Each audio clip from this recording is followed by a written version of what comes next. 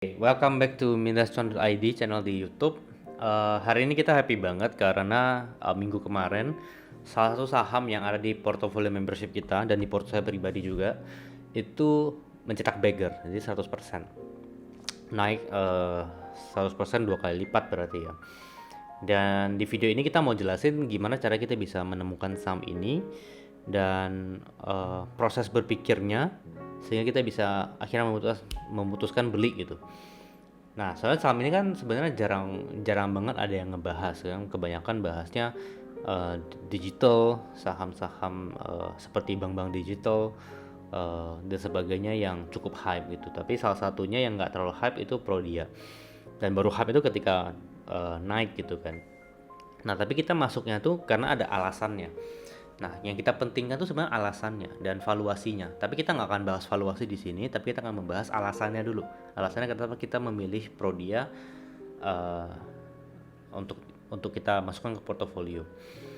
Dan ini bukan konten yang mau pamer ya, meskipun ya pamer sedikit lah, kita pamer 100% gitu. Tapi ada manfaatnya buat teman-teman karena teman-teman akan belajar lah gimana caranya proses berpikirnya dan proses menganalisa dan menemukan sampai akhirnya kita memutuskan untuk beli. So langsung ya.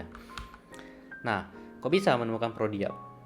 Jadi awalnya itu kita menggunakan yang namanya Stock Strategy Maps ini. Jadi Stock Strategy Maps ini itu adalah tools Excel yang untuk teman-teman di membership itu ada dapat tools ini ya, Excel. Jadi rangkuman dari seluruh saham di bursa di masing-masing sektor. Dan pada saat itu kita sedang waktu weekly meeting, jadi setiap minggu hari Senin ya kita ada weekly meeting, kita ketemu via Zoom, terus kita bahas saham-saham yang kita sudah analisa. Dan salah satunya pada saat itu adalah kita juga mau lihat saham-saham baru yang potensial yang kita bisa beli gitu. Nah, waktu itu kita masuk ke sektornya healthcare karena ya kita lihat healthcare ini kayaknya bakal terus bagus nih kan. Covid itu kan sebenarnya bikin digitalisasi makin kenceng, healthcare juga kenceng gitu. Akhirnya kita coba, kalau digitalisasi teknologi kita sudah ada saham yang kita masuk di sektor teknologi sudah ada. Healthcare belum, pada saat itu belum. Nah, kita buka healthcare, waktu itu saya pikir healthcare ini paling farmasi atau segala macam. Ternyata saya salah gitu. Healthcare ini ternyata ada Prodia. Dan pada saat itu yang amazingnya adalah Prodia ini bagus banget, tapi harganya masih murah. Waktu itu pernya masih 7-6 kali. Ya waktu itu masih 7-6 kali per. Jadi sekarang kan pernya udah 19 kali ya. Udah 19 kali nih pernya. Jadi waktu kita analisa, waktu itu Prodia masih 3.800, masih benar-benar di bawah banget. Nah, terus kita lihat tahu dari mana bagusnya. Jadi ini kan rangkuman seluruh saham nih, ya, yang di sektor healthcare provider ada GDKNS, SAMI dan sebagainya. Terus ini ada GPM, OPM, ini rasio-rasio yang kita gunakan untuk mendetermine business quality, untuk mendetermine kualitas bisnisnya. Jadi kita nggak langsung lihat harga dulu, kita lihat dari kualitasnya dulu terlebih dahulu. Nah, yang paling penting yang sebenarnya itu adalah dari ROE, return on equity. Ya, jadi kan itu adalah pengembalian terhadap modal kan, pengembalian modal, equity kan modal sebenarnya. Nah, semakin tinggi semakin bagus. Nah, Prodia itu yang paling tinggi dibandingkan yang lain. Meskipun kita nggak bisa bandingkan secara apple to apple ya. Hilmika ini kan rumah sakit gitu. Nggak bisa apple to apple, tapi ya dari sisi revenue sebenarnya mereka ini cukup setara, cukup satu level gitu. 2 sampai 4 triliun itu cukup satu level. Tapi ya udahlah, kita analisa, lihat ini bagus. Misalnya Prodia bisa dibandingkan dengan DKNS, cuma pada saat itu belum ada datanya ya. DKNS kan diagnos ya, klinik juga. Nah, jadi Prodia ini kita lihat, ini paling bagus nih ROE-nya. Apakah langsung beli? Oh tidak, kita nggak langsung lihat, ini bagus beli gitu, enggak. Kita juga lihat bagusnya ini kenapa. Jadi kita tuh nggak hanya stop di apakah A bagus atau tidak, enggak. Kita juga pengen ngebedah why-nya, kenapa dia bisa bagus, kenapa dia bisa untung, kenapa dia bisa begini, kenapa dia bisa begitu. Jadi why-nya itu penting, the why is important gitu. Jadi why-nya itu penting. Nah, ya kalau lihat dari sini ROE, di video-video sebelumnya teman-teman bisa lihat bahwa ROE ini bisa dipecah ya, bukan hanya net profit bagi equity, itu kan rumus dasar ya. ROE itu juga bisa dipecah, yaitu net profit margin, kemudian asset turnover, kemudian juga financial leverage. Nah, yang paling penting sebenarnya saya pengen lihat ROE-nya tinggi ini kenapa? Apakah karena hutangnya, atau perputaran asetnya kenceng, atau karena laba bersihnya juga bagus gitu. Nah, jadi itu ya, laba bersih, perputaran aset, dan juga leverage. Nah, ternyata financial leverage 1,2. Kecil.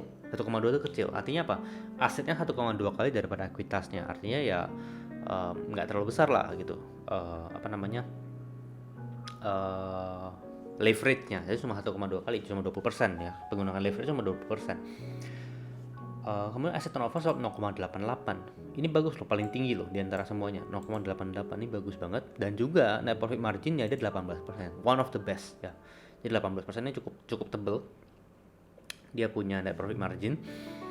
Dan dari sini sebenarnya sudah terlihat bahwa ini tuh sebenarnya berkualitas. Cuma mengetahui what-nya aja. Oh, this is good. Yes, good. Udah, baru stop di situ. Tapi kan seperti yang tadi saya katakan, kita juga pengen tahu why-nya. Why this is good? Kenapa dia bisa sebagus ini? Gitu. Nah, makanya kita ada coba membreakdown. Jadi kita nggak hanya stop di satu, tapi kita coba gali lebih dalam. Nah, pertama dari bisnisnya kita lihat dari market share gitu. Market share-nya Prodia itu the biggest, 39,2% per 2019 ini. Oke, jadi dia 39,2% in terms of revenue dan juga total outlet. Jadi dia punya 267 outlet per 2020 sebenarnya 267. Dan di posisi kedua tuh ada Kimia Farma, dan itu cuma sekitar 40-50-an. Jadi jaraknya jauh banget antara posisi 1 dengan posisi 2. Dan kalau misalnya kita combine 5 pemain klinik laboratorium terbesar selain Prodia, kita combine 5-5-nya, kita tambahkan, jumlahnya masih kalah dengan Prodia. Prodia masih yang paling. Jadi size-nya Prodia tuh gede banget, masif. Jadi size-nya tuh besar. Dan dia punya market share itu juga cukup dominan, 39,2%, dan itu market share terus growing loh. Waktu 2016 di IPO ini 36-35 kalau saya nggak salah. Tapi sampai 2019 ini udah 39%. Jadi setiap tahun tuh ya dia bisa acquire new market, terus dapat market share yang lebih besar terus. Dapatnya dari mana ya? Mungkin dari klinik-klinik lain yang lebih kecil. Nah, terus kita suka perusahaan-perusahaan yang memiliki economic mode. Economic mode itu apa? Economic mode itu bayangkan seperti Castle ya. Ini Castle ini adalah bisnis tersebut. Jadi Castle ini akan, yang bagus, yang indah itu mengundang kompetitor, mengundang negara lain untuk datang merebut. Nah, supaya menjaga agar tidak direbut, ya. Jadi zaman-zaman kerajaan zaman dulu itu bikin castle, bikin parit gitu. Di sekelilingnya bikin parit. Ya, dikasih air, dikasih buaya, dikasih apa lah, supaya nggak gampang orang dari luar mau rebut kan susah gitu kalau misalnya ada kolam gitu kan. Nah, jadi economic mode dalam bisnis itu seperti itu. Ada satu hal yang menjaga agar perusahaan tetap profitable dalam jangka panjang dan profitnya masih besar gitu. Apa itu? Bisa satu, dari sumber daya yang murah. Jadi ada perusahaan A, dia bisa memproduksi barang yang sama dengan harga 200, perusahaan B memproduksi barang yang sama dengan harga 400 ya. Yang A udah menang duluan, dia bisa jual 200 dan masih untung gitu. Itu satu. Yang kedua, dari brand yang sangat kuat. Jadi misalnya kayak Indomie gitu. Indomie dan Apple itu brand yang sangat-sangat kuat, dan itu udah kayak apa ya? Udah kayak sekte gitu. Jadi bener-bener fanatik banget. Kalau misalnya hujan-hujan malam-malam, pengennya ngapain? Pengennya makan Indomie pakai kuah, pakai cabai rawit ya kan, kari ayam gitu. Atau teman-teman yang suka kaldu ayam segala macam, intinya you gonna like that. Teman-teman dengan kata dari Sabang sampai Merauke aja udah kepikiran lagunya Indomie gitu, dari Sabang sampai Merauke. Jadi itu benar-benar kuat banget brandnya. Dan Apple itu juga punya brand loyalty yang kuat. Orang kalau udah pakai Apple gitu, itu udah nggak mau, udah nggak mau ini, udah nggak mau pakai yang lain gitu. Dikasih Android phone, dikasih Samsung yang lebih baik pun mereka kan tetap pengen pakai Apple. Bahkan kalau misalnya teman-teman pakai Mac, ada yang bilang bahwa once you go Mac, you can go back. Jadi begitu lu pakai Mac, lu nggak bisa balik lagi gitu. Dan itu ya memang benar-benar terjadi. Orang yang udah pakai satu produk dan benar-benar fanatik, itu ada brand loyalty-nya. Dan itu economic mode yang susah untuk digerus, dan itu paling susah untuk dibentuk sebenarnya.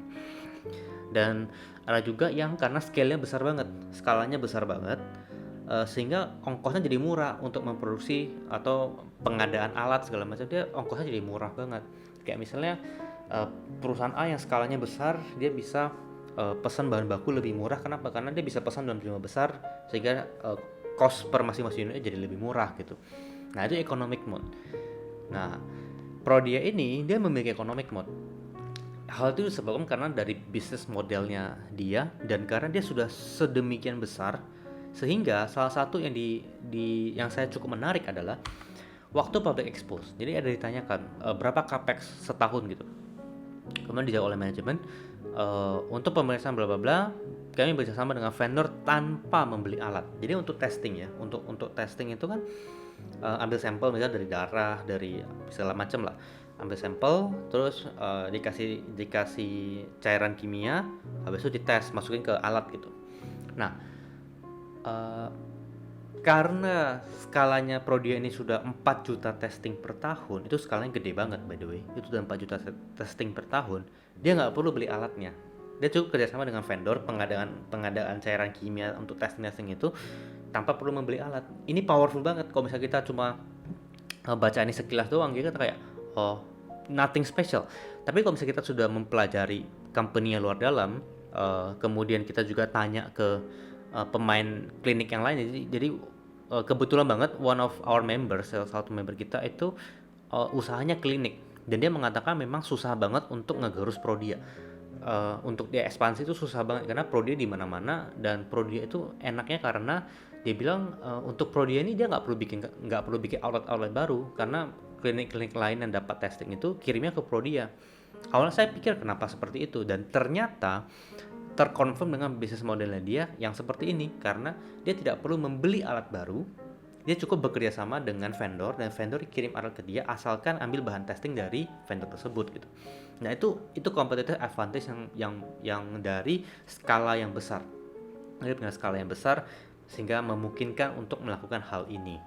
Nah, bayangkan kalau misalnya ada kompetitor klinik lain ya, ada yang testing datang ke klinik tersebut mau testing nggak bisa, akhirnya ya apa, sampel yang diambil kirimnya ke Prodia, jadi dari klinik tersebut ya dikirim ke Prodia, jadi revenue-nya dapat dua-duanya, Prodia dapat, klinik yang lain juga dapat gitu. Jadi kalau kompetitor yang bertumbuh ya Prodia juga bertumbuh. This is very powerful. This is very powerful. Nah, dan hal ini mengakibatkan ya labanya dan penjualannya terus bertumbuh dari 900 miliar di tahun 2013 terus tumbuh ya sampai 1,8 triliun di 2020. Kemudian dari laba bersih juga dari 62 miliar tumbuh jadi 268 miliar. Jadi tumbuhnya lebih cepat ya. Laba bersihnya tumbuhnya lebih cepat. Nah, terus teman-teman mungkin tanya, oh ini tumbuhnya cepat karena ini kali, karena COVID gitu kan, 2020 kemarin kan COVID, ini Prodia tumbuh jadi gara-gara COVID. Enggak juga, jadi kita bicara by data ya, jadi kita nggak hanya bilang enggak dan iya, tapi kita juga ada data yang kita show gitu. Jadi saya coba rangkum ya, penjualan dari 2013 sampai 2020 dan laba bersihnya. Kalau saya ambil rata-rata pertumbuhan dari 2017 sampai 2020 ya, pertumbuhan dari 2017 sampai 2020 pertumbuhannya rata-rata per tahun itu 21,07%. Sedangkan kalau saya ambil data dari 2016 pertumbuhan sampai 2019, rata-rata pertumbuhan per tahun itu 33,6%. Artinya apa? Sebelum COVID pertumbuhan malah lebih kencang. Lucu ya, sebelum COVID pertumbuhannya malah lebih kencang dibandingkan pada saat 2020, menyatakan 2020 gitu loh. Kalau bisa kita ambil dari 2016 sampai 2020 pertumbuhan per tahun cuma 32%. Tapi kalau dari 2016 ke 2019 pertumbuhan per tahun 33,6%. Artinya sebelum COVID pun pertumbuhannya sudah kencang. Jadi dia sebelum COVID pertumbuhan sudah bagus banget gitu. Pas 2020 malah melambat. Kenapa kok bisa melambat? Karena Prodia tuh saya lihat sempat outletnya turun 20 outlet, dia sempat tutup 20 outlet. Di kuartal 2 dia sempat rugi. Tapi kuartal 3, kuartal 4 tuh labanya langsung meroket, gede banget, kenceng banget gitu. Ya karena ya mungkin dia sudah menyediakan untuk kebutuhan testing COVID gitu. Jadi ya pertumbuhannya juga didukung dari situ juga. Jadi ya memang COVID memberikan memberikan berkah juga ya, dan untuk memberikan berkah tanpa mengurangi rasa hormat pada siapapun yang terkena dampaknya, tapi memberikan berkah bagi yang perusahaan klinik seperti Prodi yang dia testingnya rutin terus gitu. Jadi kita kemana-mana harus testing, mau terbang pakai pesawat testing, mau pergi keluar kota testing, itu kan perlu kan, mau lamar kerja gitu bisa testing juga. Jadi ya mau nggak mau seperti itu terjadi. Dan kalau misalnya kita bilang pertumbuhannya karena COVID, ya enggak juga. Pertumbuhan sebelum COVID malah lebih kencang sebenarnya. Prodia tuh malah lebih kencang. Nah, 2021 kuartal 1 ya, kalau misalnya kuartal di 2020 268 miliar nih laba bersihnya. Di 2021 kuartal 1 labanya sudah 169 miliar. Jadi sudah setengahnya lebih loh labanya. Dan ya udah, harga sahamnya juga naik seiring dengan pertumbuhan labanya. Nah, dari mana sumber pertumbuhannya? Jadi kita juga nggak lihat, oh ini pertumbuhannya bagus, enggak. Tapi kita juga pengen tahu bagusnya kenapa. Jadi kita akan terus peel the layer gitu, kan terus kupas gitu sampai kita tahu the real reason behind that. Ya, jadi Prodia ini membagi 4 jenis customernya, 4 jenis segmen ya, operasinya dia bagi 4 jenis segmen. Pertama dari walk-in customer, berarti dari customer yang datang langsung ke sendiri ya, datang sendiri ke klinik. Yang kedua dari referensi dokter, jadi bisa kita testing, bisa kita ke dokter gitu ya, kita ada keluhan kita ke dokter, terus dokter bilang tes dulu deh di Prodia gitu. Nah, itu referensi dokter. Yang ketiga ada referensi pihak ketiga, itu dari mana? Dari asuransi, dari Halodoc ya. Jadi kalau misalnya teman-teman buka aplikasi Halodoc ya, itu kalau di bagian lab itu provided by Prodia. Nah, kemudian dari lab lain ya, lab lain yang tadi ya, yang perlu testing tapi nggak bisa, tapi dia kirimnya sampel ke Prodia. Atau rumah sakit ya, rumah sakit ketika memerlukan jasa diagnosa nggak ada alatnya, dia kirim ke Prodia. Kemudian korporasi yang keempat. Nah, kebutuhan testing ini korporasi ini untuk karyawan-karyawan di korporasi. Ini pengadaannya dari korporat sendiri. Jadi korporat perlu testing karyawannya ya kirim Prodia gitu. Jadi dia bisa ngelakuinnya di in-house-nya kantor tersebut. Nah, jadi ada 4 nih segmennya. Nah, pertumbuhannya datang dari mana? Dari sini. Jadi saya coba ngambil data dari 2015 sampai 2020. Oke, jadi kemudian kita hitung rata-rata pertumbuhannya. Dan yang paling tinggi rata-rata pertumbuhannya tuh datang dari referensi pihak ketiga. Nah, kalau bisa kita hilangkan ini, ya pertumbuhan Prodia sebenarnya biasa aja, 7 sampai ya 7% lah. Ya 7,2 7,3%. Tapi karena ada referensi pihak ketiga, pertumbuhan dari referensi pihak ketiga yang bertumbuh 18,17% per tahun memberikan ya dorongan bagi revenue-nya Prodia. Nah, kalau bisa kita kumpulin ya, kita kumpulin puzzle-nya. Kenapa kok referensi pihak ketiganya bisa tinggi? Ternyata ya dari yang tadi saya ceritakan, dari bisnis model yang memiliki economic mode. Jadi economic mode-nya itu memungkinkan Prodia untuk meningkatkan pertumbuhan dari referensi pihak ketiganya. Nah, referensi pihak ketiga itu datang dari mana?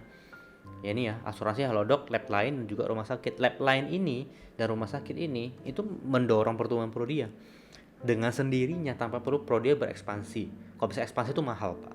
Mahal, Bapak Ibu. Jadi kayak harus mungkin beli mesin baru, beli segala macam lah, harus investnya gede gitu. Tapi karena Prodia memiliki economic mode tadi yang memungkinkan dia tanpa perlu mengakuisisi atau tanpa perlu membeli outlet baru, membangun outlet baru, dia bisa mendapatkan tambahan revenue dari pihak ketiga. Kenapa? Karena yang tadi ya, dia punya mesin yang dia tidak perlu beli, dan mesin tersebut lengkap dan kebutuhan testingnya tinggi ya. Prodia pertama 4 juta testing, jadi dia bisa dapatkan dengan gratis. Dari situ baru kita tahu benang merahnya, kita tahu the real reason behind that-nya, karena ya bisnis ini memiliki economic mode, memiliki competitive advantage yang tidak bisa dan susah untuk dikejar oleh kompetitor yang lain. Kenapa kompetitor lain nggak bikin aja alat testingnya sendiri, nggak beli alat testingnya sendiri? Karena satu, mahal dan belum tentu ekonomis bagi mereka untuk membelinya, karena mungkin kebutuhan testingnya tidak sebesar itu. Dan buat apa beli mesin baru, toh kita bisa kirim ke Prodia dan sama-sama untung gitu. Nah, jadi ini salah satu hal yang positif bisa kita lihat dampaknya bagi perusahaan sejenis Prodia.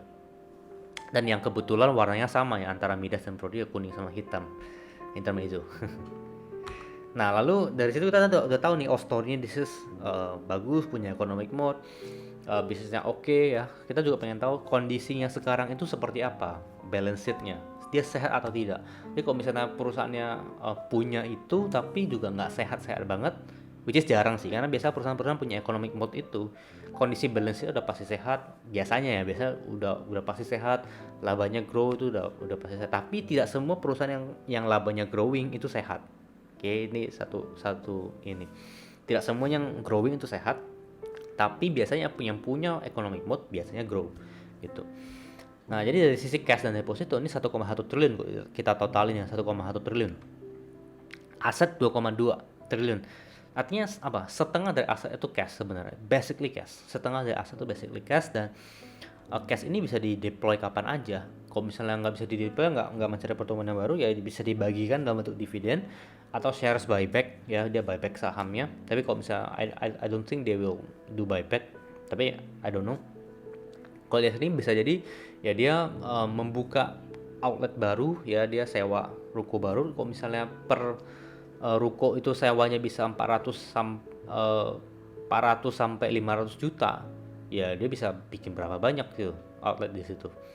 Nah, jadi ini salah satu yang belum tergunakan nih, capitalnya belum tergunakan dengan baik. Bahkan yang belum tergunakan aja ROE-nya 20%, apalagi kalau misalnya sudah digunakan gitu. Itu kan bisa lebih gila lagi. Oke, utang jangka pendek itu 3 miliar, jangka panjang 5 miliar, total 8 miliar. Artinya apa? Ini kalau mau dilunasin langsung ya bisa-bisa aja, cuma nggak dilunasin ya nggak apa-apa juga, nggak terlalu ganggu juga gitu. Liabilitas 444 miliar, ekuitas 1,7 triliun. So dari sini kelihatan bahwa this is company-nya satu extremely profitable, punya durable competitive advantage, punya economic moat, dan dari segi balance sheet dia juga sehat banget. Nah, dari sini kita udah kesimpulan, oke, this is a really good quality business, dan kita baru nanti hitung valuasinya. Cuma di video ini kita nggak akan bahas soal valuasi. Nah, jadi begitu caranya teman-teman kita menemukan, kemudian kita lihat, ya kita nggak hanya lihat bagus atau tidak. Setelah tahu bagus atau tidaknya, kita juga cari alasan why-nya. Jadi kita tahu the reason behind that, karena itu penting banget untuk kita tahu the reason. Kenapa? Karena kalau misalnya kita tahu reasonnya, kita tahu apakah ini bisa bertahan atau tidak gitu loh. Kalau misalnya kita nggak tahu reasonnya, naik atau turun, kita jadi galau gitu. Kita jadi galau, oh ini naik, ini turun, galau nih, jangan-jangan udah mau turun. Ya, itu kenapa bisa seperti itu? Karena kita nggak tahu reasonnya. Kalau misalnya kita tahu reasonnya, ya kita bakal cuek aja, mau naik mau turun kita cuek aja, karena kita tahu kita membeli quality business at a very fair price, bahkan under value pada saat itu. Pas kita beli itu sangat-sangat under value. Nah, ya dengan begitu, begitu seiring berjalan waktu company-nya grow, ya portfolio juga akan grow. Jadi itu mindset yang kita gunakan, kita tanamkan dalam berinvestasi. Kita berinvestasi nggak pengen yang warawiri, yang wah gitu, tapi yang yang tenang, karena kita pengen investasinya itu prinsipnya saya pengen berinvestasi ya pengen tenang, pengen aset saya growing tanpa perlu kok bisa saya untuk menumbuh aset saya harus tektok kiri kanan harus sibuk banget, ya saya nggak mau gitu. Tapi saya pengen ya beli bagus, saya simpen ya, dia grow ya biarin aja dia terus grow sehingga portofolio juga growing. Nah, untuk memastikan itu, beli quality company at a very fair price atau under value. Itu caranya. So, semoga bermanfaat sharing hari ini. Semoga teman-teman juga memahami lebih detail soal prodi ini seperti apa, dan maybe you can do it to other companies ya. Jadi saya tuh sering lihat di kolom komen tuh teman-teman banyak, tolong bahas saham ini, tolong bahas saham itu, tolong bahas saham ini. Bisa jadi saya nggak bahas gitu. Kenapa? Karena saya untuk ngegali story-nya tuh perlu waktu ya, perlu mungkin berminggu-minggu untuk saya menggali itu. Nah, kalau misalnya Anda punya sudah tahu story belakangnya, ya you dig deeper to that story. Teman-teman dig deeper ke story-nya pakai cara tadi, bedah why-nya, kenapa seperti ini, jadi why-nya itu terus dibedah, dikupas terus sampai ketemu gitu, the real why-nya tuh sampai ketemu. Dan kalau misalnya sudah ketemu, udah cek apakah harganya sekarang kemahalan atau tidak, pakai evaluasi. So, semoga bermanfaat dari video ini, bagikan ke teman-teman kalau misalnya teman-teman merasa berguna, and I hope to see you in the next video. Dan mungkin kita 2 minggu sekali bikin satu video kali ya. Soalnya misalnya setiap minggu satu video kayaknya agak repot juga, tapi kok 2 minggu sekali mungkin masih bisa 2-3 minggu sekali. Oke, bye.